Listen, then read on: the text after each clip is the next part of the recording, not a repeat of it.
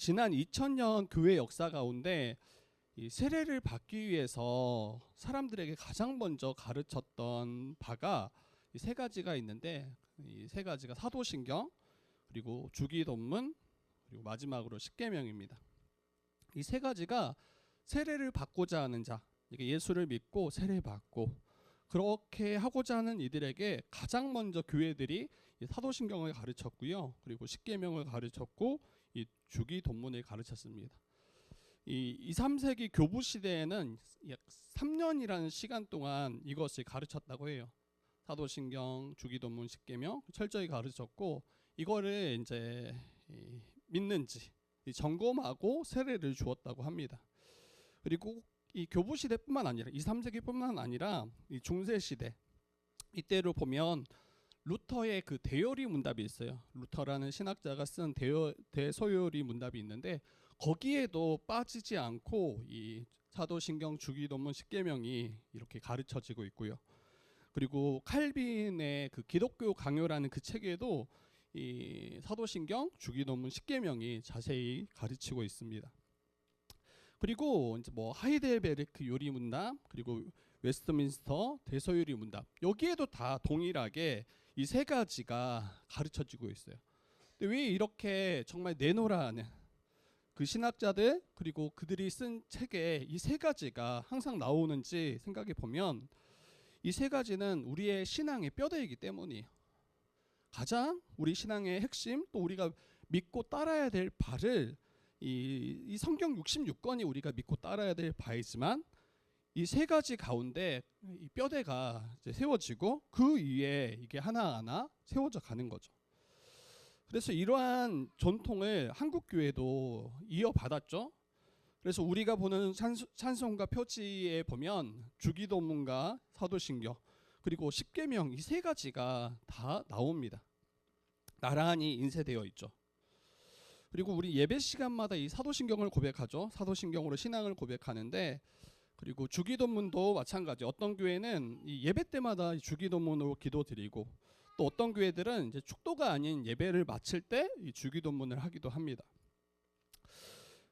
그래서 매주 암송하고 또 고백하기도 하지만, 중요한 것은 그 사도신경이 가지고 있는 의미가 중요하겠죠. 주기도문의 그 의미가 중요하겠죠. 바로 알지 못하고 이 고백하고 암송하는 것은 이제 그냥 주문을 외우는 것과 다르지 않죠. 그래서 우리 개척한 이후에 저희가 사도신경에 이제 강의를 했죠. 그 이전에도 아마 강의를 제가 했었는데, 아마 개척하고 나서는 한번 강의를 했고, 주기도문도 제가 강의를 했습니다. 그리고 십계명도 이제 저희가 금요 저녁에 한번 쭉 가르쳤습니다. 이번에 이제 비슷한 내용이고 같은 내용이에요. 근데 다시 한번 오늘 이제 출애굽기 본문의 십계명을 다루기 때문에 저희가 하나하나 다시 좀 살펴보고 싶다라는 생각이 들었고요. 그리고 이게 신명기에도 이 십계명이 나와요. 근데 그때에서는 이제 십계명은 넘어가고, 그래서 오늘 잘 들으셔야 나중에 이제 신명기 갈 때는 다시 안 할 가능성이 커요. 그때는 이제 영상을 참고하셔야 되지 않을까. 여러분, 앞서 이야기했던 것처럼 이 사도신경 그리고 주기도문은 굉장히 중요합니다. 근데 십계명 여러분 한번 생각해 보세요. 십계명 어떤 내용이 있었는지 아시는 분도 있을 거예요. 그리고 순서가 어떻게 되는지, 이 가물가물한 경우가 많습니다. 가물가물한. 그리고 이 십계명을 딱 생각할 때 이 딱딱한 규칙 정도로 여기는 분들이 있어요. 이게 나와 무슨 상관이 있는가? 왜 계명을 주셔서 우리를 피곤하게 하는가? 이렇게 생각이 되기도 합니다. 내가 원하는 대로 마음껏 살도록 버려두시면 안 되나? 이렇게 생각이 되죠. 그러나 이 사도신경, 주기도문, 십계명은 여러분 그리스도인들의 삶을 풍성하게 하도록 주신 하나님의 선물이고 또 교회의 보물입니다. 이 보물을 우리가 마음껏 누려야 되는데, 이것을 잘 우리가 사용하지 못하고 또 이것을 갖지 못한다라면 굉장히 빈약한 교회, 또 신앙이 되게 분명해요. 너무 안타깝게 저도 교회를 40평생 뭐 이렇게 오랫동안 교회에 속해 있었고 또 열심히 또 예배 자리에 참여했지만 약간 뭐 사도신경이나 주기도문 그리고 십계명을 제대로 배운 적이 없더라고요.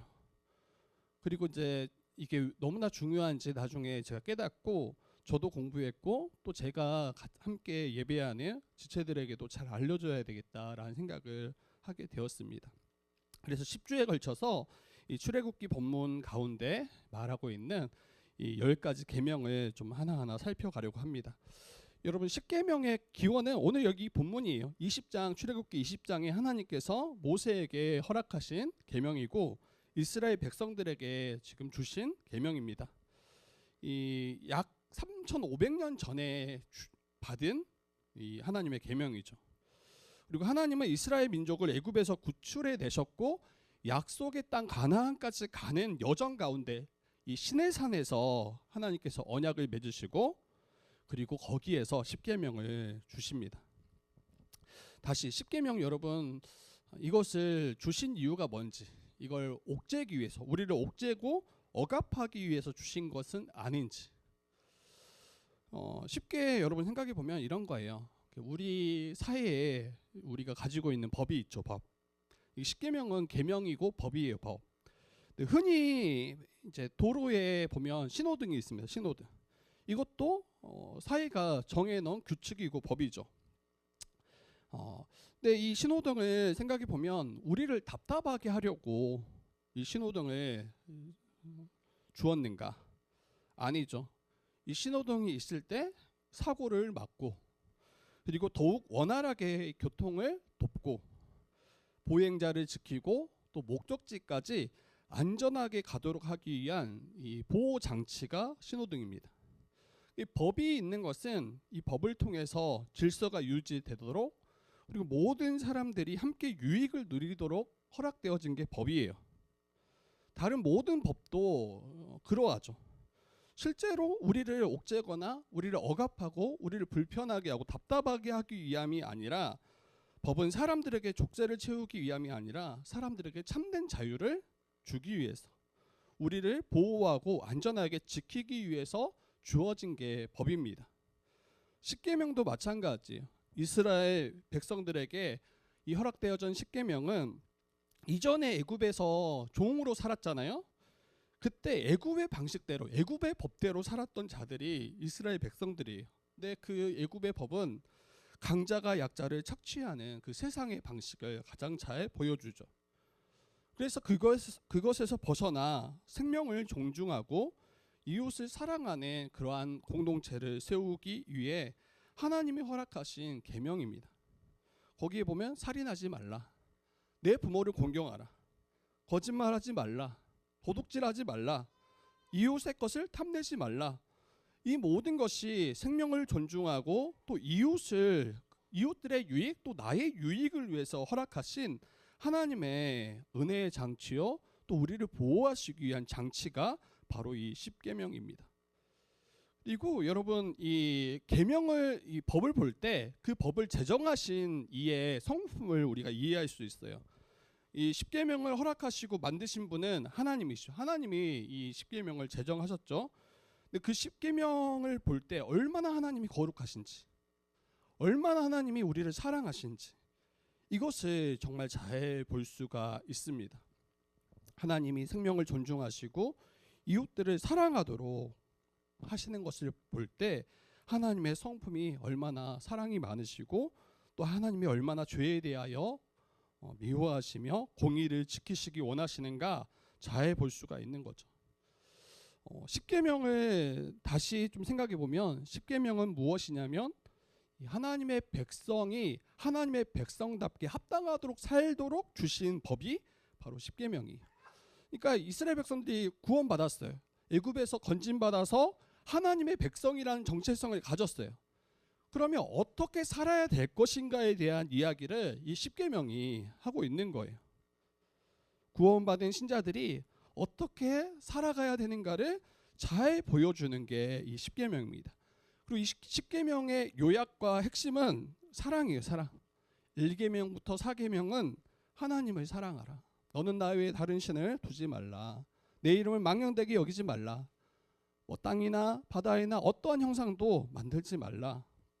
안식일을 거룩하게 지키라. 여러분, 앞에서는 하나님을 사랑하라가 이야기하고 이 제5계명 부모를 공경하라부터 마지막 10계명까지는 이웃을 사랑하라 말씀하신 거예요. 이 10계명의 핵심은 사랑입니다. 어떤 분들은 이렇게 물어요. 10계명 구약에서나 지키는 법 아닙니까? 구약 시대에나 지키는 법이지 오늘날에도 10계명을 지키라고 말하는 곳이 있습니까? 여러분, 10계명은 그 안을 들여다보면 10계명을 들여다보면 이것은 도덕법이에요. 도덕법. 그리고 10계명 외에 수많은 율법을 주셨어요. 근데 어떤 율법들은 이미 예수 그리스도로 말미암아 성취되었기 때문에 지키지 않아도 돼요. 그게 대표적으로 의식법, 제사법이라고 합니다. 그러니까 더 이상 제사를 지낼 필요가 없는 거죠. 동물을 잡아서 하나님께 제사 드리거나 그것으로 인해서 속죄받지 않아요. 왜냐하면 완전한 제사 대신 이 예수 그리스도, 대제사장 대신 예수 그리스도, 또 완전한 제물로서 그분이 십자가에서 죽으셨기 때문에 더 이상 우리의 죄를 동물 제사로 해결하거나 속죄하지 않습니다. 그러한 측면에서 율법은 성취가 됐어요. 더 이상 지키지 않아도 돼요. 그러나 도덕법, 아까 이야기했던 것처럼 부모를 공경하는 거, 하나님을 사랑하는 거, 도둑질하지 않고 거짓말하지 않고 그리고 남의 것을 탐내지 않는 이 도덕법적인 차원에서는 이 10계명은 여전히 유효하고 신자들이 마땅히 힘써 지켜야 될 하나님의 법, 하나님의 백성들이 따라야 될 법이 10계명입니다. 영원한 기준이에요. 신자들이 이 땅을 살아갈 때 지켜야 될 영원한 기준이 10계명이라고 할 수 있습니다. 그리고 순서가 정말 중요해요. 10계명을 언제 받았는가? 앞에서도 제가 이야기했지만 이것을 지켜서 구원받도록 이것을 지키는 자가 하나님의 백성이다라고 말하시는 게 아니라 애굽에서 노예로 400년 동안 살았던 그들을 건져내신 후에 홍해를 건너게 하시고 가나안 땅으로 가시는 그 중에 10계명을 주셨다라는 것을 기억하셔야 돼요. 이 말은 이것을 지켜 너가 구원받으라 이렇게 주신 것이 아니라 이미 구원받은 자에게 어떻게 살아야 되는지, 하나님의 백성으로서 어떻게 살아야 되는지 이것이 분명하게 보여주시기 위해서 허락하신 하나님의 법이라는 것을 기억하셔야 돼요. 여러분, 율법을 지켜서 구원함에 이를 수 없어요. 이 갈라디아서 3장 10절 말씀처럼 율법을 항상 모두 지킬 때 그때 하나님 앞에 인정받을 텐데 의롭다라고. 그런데 우리는 그럴 수 있는 존재가 아니죠. 모든 사람이 죄를 범하였음에 하나님의 영광에 이를 수 없다라고 성경은 분명하게 이야기합니다. 그래서 온전히 율법을 지켜서 하나님께 나아가거나 구원받을 자는 단 한 사람도 없습니다. 그러면 왜 10계명을 주셨는가? 다시 이야기하지만 이 10계명을 통해 구원받으라 주신 것이 아니라 구원받은 하나님의 백성된 자들이 어떻게 살아가는 것이 합당한가를 보여주시고 또 이것을 통해서 우리가 얼마나 하나님 앞에 죄인 되었는지를 보게 하시는 거예요. 법이 있어야 이 법의 기준을 가지고 우리가 죄인인지를 보게 하는 거잖아요. 만약에 법이 없더라면 마음껏 살아도 죄인이라고 말할 수 없죠. 근데 어떠한 법이 있고 그 법에 우리가 이르지 못할 때, 그 법을 범할 때 죄인이라고 말하는 것처럼 10계명이 율법이 우리에게 주어진 것은 우리가 죄인임을 깨닫도록, 그리고 우리를 구원하실 예수 그리스도를 바라보도록 주신 것이 바로 10계명입니다. 여러분, 10계명에 대한 대략적인 제가 설명을 했고요.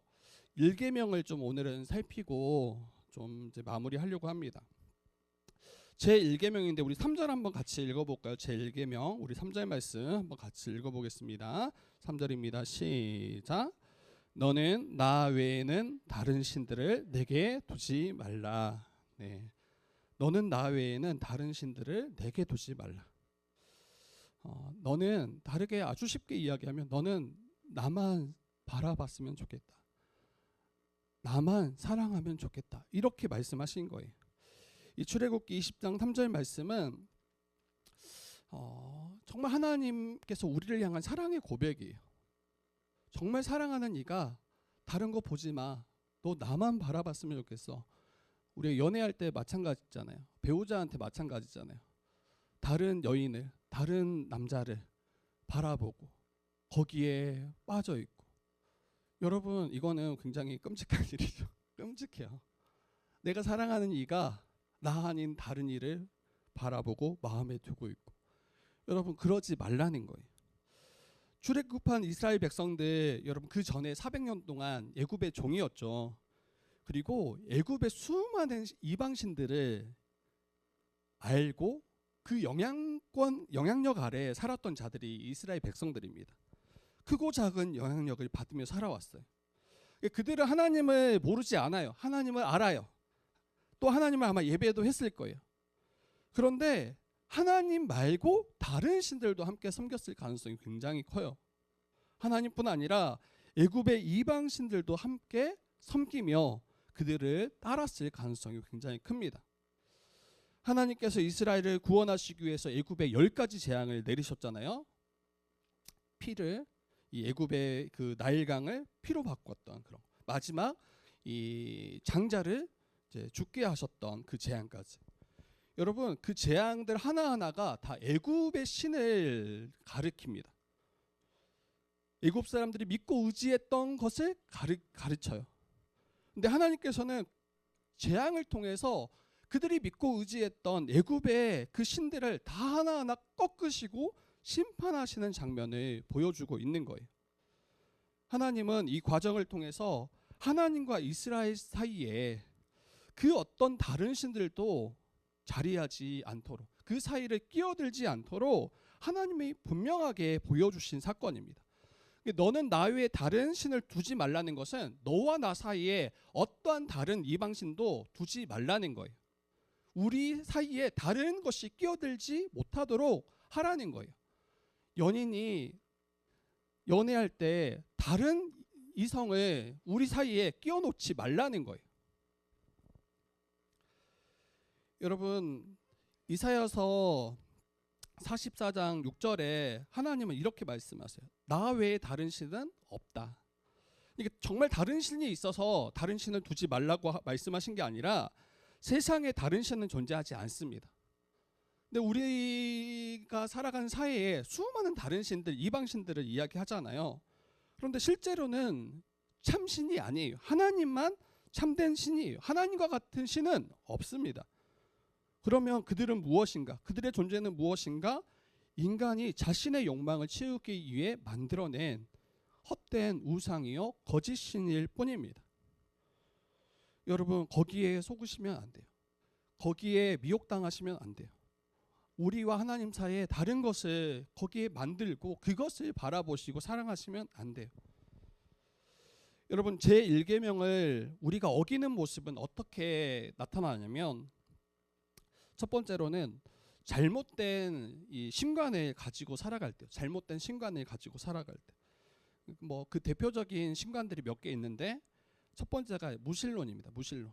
그러니까 신의 존재에 대해서 부정합니다. 신의 존재 자체를 부정하는 이 신론이 무신론입니다.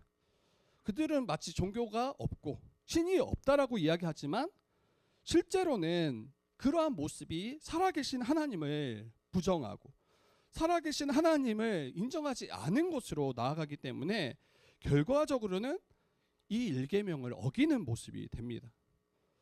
인간은 여러분 태어나면서부터 종교적인 존재예요. 그래서 누가 가르치지 않아도 하나님이 아닌 다른 것들을 찾고 의지하며 그 앞에 서는 것들을 보게 돼요. 결국 하나님의 자리에 다른 것을 만듭니다. 하나님이 없다, 신이 없다라고 얘기지만 실제로는 자기의 마음에 다른 것들을 세우고 만들어서 그것을 믿고 의지하며 살아가게 되는 거죠. 그게 바로 돈이 될 수 있어요. 자기의 명예, 권력, 이게 다 우상이 될 수 있는 거죠. 또 한 가지 경계해야 될 신과는 이제 범신론입니다. 범신론. 범신론은 쉽게 이야기하면 모든 것이 다 신이 될 수 있다라는 거예요. 자연의 풀 한 포기도 신이라고 여기는 거예요.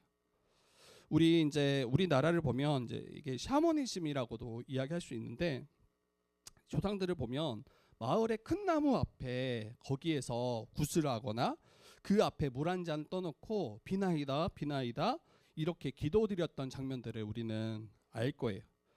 그리고 뭐 달을 보면서 태양을 보면서 그 앞에 엎드려 절하던 것들을 우리는 알 겁니다.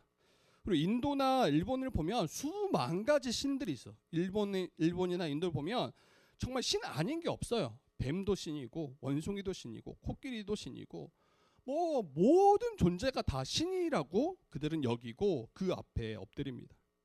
그리고 사람들도 신격화하는 거죠. 황제가 대표적인 신격화된 인물이죠. 그리고 어떤 분야의 경지에 오른 이들을 신이라고 부릅니다. 신이라고. 오늘날에는 뭐 공부의 신, 이게 다 신격화시키는 거예요. 학문의 신, 전쟁의 신. 사람들을 숭배의 대상으로 만들어 섬기는 것을 쉽게 볼 수 있죠. 이 모든 것이 결국에는 너는 나 외에 다른 신을 두지 말라는 이 일계명을 어기는 것이 됩니다. 그리고 여러분, 자기 자신을 우리는 숭배하기 시작해요. 자기 자신을. 이런 분들이 많죠. 나는 나만 믿는다. 다른 거 어떤 것도 믿지 않는다. 신도 믿지 않고 다른 사람도 믿지 않고 나는 나만 믿는다라고 말씀하시는 분들이 있어요. 하나님 말씀보다 자신의 경험, 자기의 지혜를 더 높이고 있는 거죠. 그리고 내 생각이 옳다라고 여기는 거예요. 내 생각이 옳고 그대로 살아가려고 하는 것. 이게 이제 자신을 숭배하는 모습입니다. 로마서 1장 23절 말씀에 이렇게 말하죠. 너희들은 썩어질 사람과 짐승의 모양을 우상으로 삼는 그러한 피조물을 숭배하는 자들이 너희 아니냐라고 지적하십니다.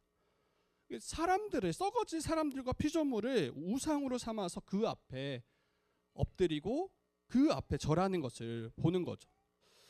그리고 앞에서도 이야기했지만 우리 눈앞에 어떤 형상을 만들어야만 우상을 숭배하는 게 아니에요. 눈에 보이지 않는 내 마음속 깊은 곳에 우리는 우상을 만들 수 있는 여지가 참 많은 존재입니다.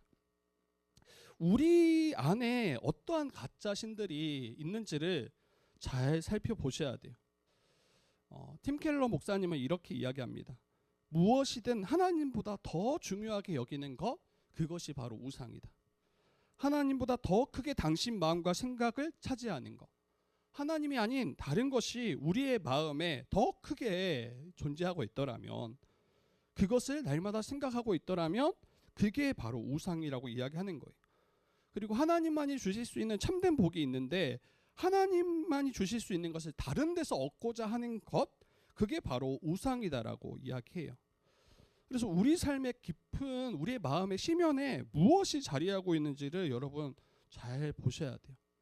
그러지 않으면 비록 우리가 교회에 속해 있지만 매주 예배에 나오지만 다른 우상을 가지고 이 예배 자리에 나와서 예배 드릴 수 있는 거예요. 이스라엘 백성들과 크게 모습이 다르지 않죠. 그들은 하나님을 떠나지 않았어요. 하나님을 예배했고 하나님을 알았어요. 그런데 애굽의 다른 신들도 같이 섬기고 그들을 따랐던 거죠. 여러분, 하나님보다 더 중요하게 여기는 것이 무엇인지, 하나님보다 더 크게 여기는 것이 무엇인지, 하나님만이 주실 수 있는 것을 다른 데서 나는 구하고 있지는 않는지를 돌아보셔야 돼요. 몇 가지만 그 예를 이야기해 보면, 이미 예전에 다 강의했던 바들인데 다시 여러분 기억하셨으면 좋겠어요. 여러분, 성공이 우상이 될 수 있어요. 성공이. 사람들은 성공을 하나님보다 더 크게 여깁니다. 자신의 커리어가 더 중요해요. 그러한 것이 내 삶을 더 낮게 여기고 자신을 구원해 줄 거라고 은연중에 믿는 거예요. 그리고 그 목표를 향해서 죽도록 달려갑니다. 그리고 그 목표를 이루면 사람들은 어떻게 됩니까? 스스로 마치 신이 된 것처럼 그렇게 교만해지기 쉬워요. 모든 사람들이 우러러보잖아요. 그 성공하고 출세하고 자기가 그 분야에 자기가 가장 높은 정점에 섰을 때 사람들이 얼마나 그를 칭송하고 높이겠습니까? 마치 스스로 신이 된 것처럼 교만해지기 쉽습니다.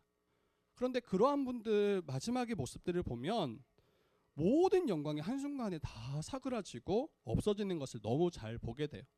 유명한 연예인들, 유명한 가장 출세한 이들을 보면 날마다 불안에 떨어요. 언제 여기에서 떨어질지 늘 불안하다고 하는 거예요. 가장 행복할 것처럼 보였던 이들이 가장 불안한 모습으로 살아가는 것들을 보게 됩니다. 그래서 성공의 우상에 우리가 빠질 수 있고, 또 로맨스의 우상도 이야기합니다. 연인이나 배우자가 우상이 되는 거예요. 또 자녀가 내 삶의 우상이 되는 거예요. 이 말은 다르게 말하면 내 삶의 모든 의미가 배우자에게 있고 연인에게 있고 내 자녀에게 모든 의미를 부여할 때 우상이 되는 거예요. 생각해 보세요. 어머니들이나 아버지들 보면 자녀에게 목숨을 거는 분들이 있어요. 모든 것을 다 자녀에게 올인해요. 그리고 그의 인생이 그래도 잘 풀리고 성공하면 마치 자기가 성공한 것처럼 굉장히 뿌듯해하죠. 근데 반대로 자녀가 실패하거나 또 자기의 뜻과 맞지 않게 나아가거나 실망을 끼치면 어때요? 자기 인생이 망했다라고 생각해요. 또 어떤 이들은 연애할 때나 또 배우자와의 관계가 깨어질 때 모든 것을 다 놔버립니다. 자기 인생이 이제 더 이상 의미가 없다라는 거예요. 그리고 정말 어떤 이들은 자살로 나아가기도 하죠. 이게 심정은 알겠어요. 얼마나 힘들겠어요. 여기 뭐 이제 연애하면서 헤어지지 않아 본 분들이 거의 없을 거예요. 다 경험들이 있죠. 정말 죽을 것 같을 때가 있어요. 죽을 것 같을 때. 근데 안 죽어요, 여러분. 죽을 것 같지만 안 죽어요. 죽을 것 같지만. 근데 거기에 모든 의미를 부여하고 자기의 삶을 포기하는 거. 이거는 진짜 위험한 거죠. 그리고 그 우상의 자리에 배우자나 연인이나 자녀가 있을 가능성이 굉장히 큽니다. 여러분 또 안정적인 삶도 우리의 우상이 될 수 있어요. 안정적이고 평범하게 뭐 큰 욕심도 없이 평범하고 안정적으로 사는 게 무슨 문제냐 이렇게 우리가 생각할 수 있지만 여러분 그것이 우리 인생의 최고의 가치가 될 때 안정적으로 사는 것이 우리의 최고의 가치가 될 때 여러분 안정적인 것을 조금만 벗어나고자 한다면 이제 자기의 인생이 막 허물어지고 깨지는 것처럼 불안해합니다. 주님이 부르실 때 어때요? 주님이 우리에게 어떤 것을 원하실 때 나의 안정적인 삶을 포기하지 못하는 거예요. 순종함으로 나아가지 못해요. 부자 청년이 그랬을 거예요. 주님이 나를 따르라 라고 하셨을 때 자기가 가진 소유 때문에 슬퍼하면서 주님을 떠나버리죠. 이 자기의 안정이 조금만 손상이 되고 무언가 큰 이 피해를 손해를 내가 입는다라고 여길 때 도무지 주님을 따르지 못합니다. 이게 우상이 된 거죠. 교회 안에서도 여러분 이런 우상의 위험은 도살입니다. 하나님보다 돈이 주는 안정감, 그렇죠? 그리고 재정이 넉넉할 때 그 안정감, 그리고 이 뭐 특별한 은사를 가진 이제 성도들이 있을 거 아니에요. 더 탁월하고. 근데 하나님을 의지하기보다는 그러한 성도들을 더 의지하고 그들로 인해서 그들이 한두 사람이 딱 넘어지면 교회가 휘청거린다라면 아마 그 몇 사람이 그 교회의 우상이었을 가능성이 커요. 거기에 목회자도 예외가 될 수 없겠죠. 목회자는 여러분 하나님의 종일 뿐이에요. 하나님의 말씀을 이제 선포하고 그분의 통치를 대행하는 종일 뿐인데 주님보다 목회자를 더 의지할 때 그게 이제 그 목회자를 신격화할 수 있는 위험에 빠지는 겁니다. 몇몇 대형교회를 보면 진짜 그 목사님의 약간 위상이 거의 예수 그리스도가 임하시는 것처럼 그렇게 보일 때가 있어요. 얼마나 존경하겠어요. 알겠지만 도리어 하나님의 자리를 특정 목회자가 그 자리에 서버릴 위험이 있는 거죠. 이게 다 우리의 우상의 자리일 수 있어요. 그리고 저는 뭐 설교 때 종종 이야기하지만 저 어렸을 때 제 우상은 게임이었어요. 게임. 오락기. 정말 50원 넣을 때 제가 오락실을 다녔는데 정말 그것만 있으면 제 인생은 진짜 행복한 인생. 그래서 늘 기도했어요. 우리 집에 오락기 한 대만 있으면 나는 평생 행복할 자신이 있다라고 진짜 정말 굳건하게 믿었어요. 그거 한 대만 스트리트 파이터 뭐 2 뭐 이런 거 하나 있으면 근데 내년에 3 나오고 4 나오고 지금은 뭐 엄청 발전했죠. 제가 이것들을 경험하면서 지금은 그거 하라고 하면 돈 주고 하라고 해도 안 해요. 그때 그 즐거움, 기쁨이 마치 영원할 것처럼 제가 속았던 거죠. 여러분 어렸을 때 우상이 제게 있고 또 제가 나이가 들어가면서 제가 엎드린 우상들의 모습들이 있어요. 돈이 되기도 하고요. 어떤 이들은 건강이 되기도 해요. 아까도 이야기했지만 사귀던 친구가, 어떤 이들은 연예인이, 또 어떤 이들은 자녀가 내 인생의 우상이 되기도 합니다. 내가 하나님보다 더 의지하고 사랑하는 것이 무엇인지 여러분 살펴보셔야 돼요. 그리고 자기 자신이 가장 큰 우상이 되겠죠. 하나님과 나 사이 다른 것이 끼어들게 해서는 안 돼요. 이 말은 그것들을 미워하고 필요 없다 말하는 게 아니에요. 하나님을 더 사랑하는 거예요. 하나님이 내게 내 삶에 가장 우선되는가. 그러면 다른 관계들도 여러분 다 질서가 유지가 됩니다. 더 아내를 사랑하게 돼 있고요. 더 사귀는 일을 위해서 더 성경적으로 주님이 원하시는 그런 아름다운 연애를 하게 되고요. 더 아름답게 가정이 또 교회가 세워져 가는 거죠. 근데 이 우선순위가 바뀌는 순간부터 여러분 문제가 일어나기 시작해요. 하나님이 주신 참된 복과 거리가 멀고 단순히 내 눈앞에 있는 쾌락을 쫓아 살아가기가 쉽습니다. 그리고 그 관계가 깨질 때 자기 인생도 무너져 내리는 것 같은 그러한 이 착각에 빠지기 쉽죠. 여러분, 너는 나 외에 다른 신을 두지 말라. 이 말은 하나님 한 분만을 사랑하라는 거예요. 그리고 이 일계명을 마주할 때 어떤 이들에게는 좌절과 절망이 따라오기도 합니다. 나로서는 그렇게 살 자신이 없는 거예요. 온전히 이 말씀을 지켜낼 자신이 없는 거예요. 늘 자아의 그 탐욕, 또 자기 자신을 사랑하는 자기 사랑, 여기에 속아 넘어지는 자기를 늘 마주하거든요. 어떻게 하나님만 사랑하라고 이야기할 수 있나? 이렇게 묻게 됩니다. 여러분, 하나님보다 자신을 더 사랑하고 또 다른 것을 하나님보다 더 의지하고 더 바라는 존재가 우리가 맞아요. 그리고 우리는 분명 하나님을 사랑하는 일에 실패할 수 없다라는 것을 인정하셔야 돼요. 여러분, 그렇게 사십시오. 계속 여러분에게 도전하기 이전에 저와 여러분들은 하나님을 사랑하는 일에 실패할 수밖에 없는 존재다라는 것을 기억하셔야 돼요. 그래서 그 계명을 어김으로, 제1계명을 어김으로 하나님의 저주를 받기 합당한 존재가 바로 나라는 것을 인정하셔야 돼요. 그때 절망하게 되는 거예요. 좌절하게 되는 거예요. 그렇더라면 어떻게 우리는 정말 하나님만을 사랑할 수 있을까? 하나님과 나 사이에 어떻게 다른 것을 두지 않을 수 있을까?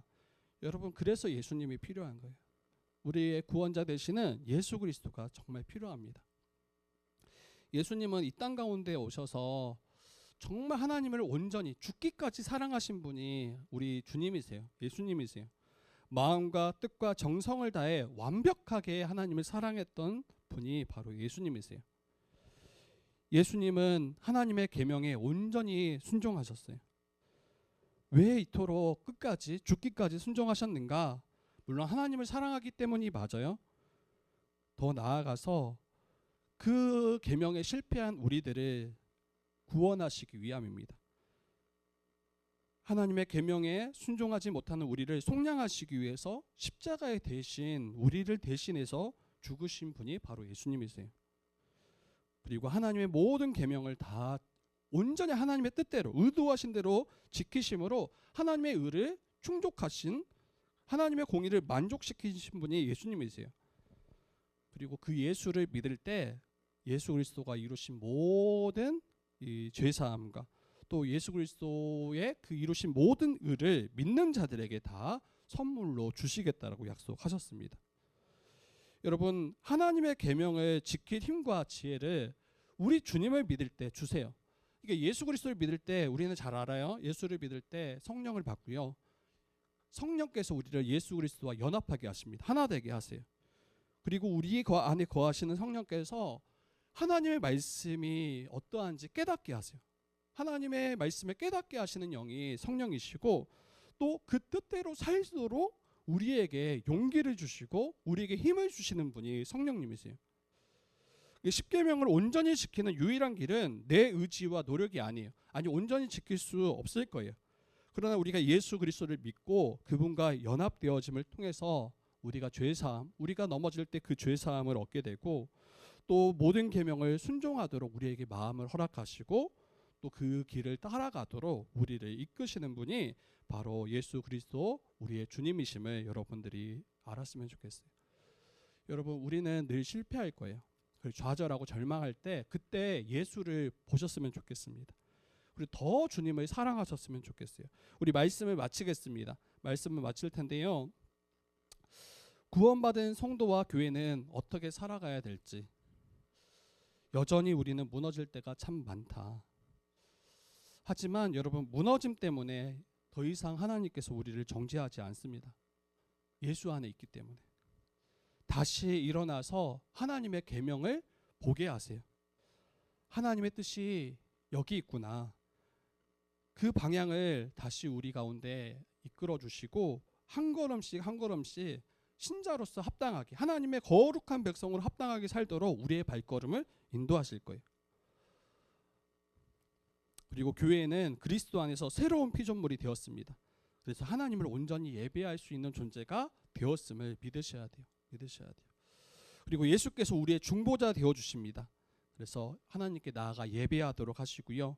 하나님을 바로 예배할 수 있도록, 온전히 하나님을 예배할 수 있도록 우리 주님께서 도우세요.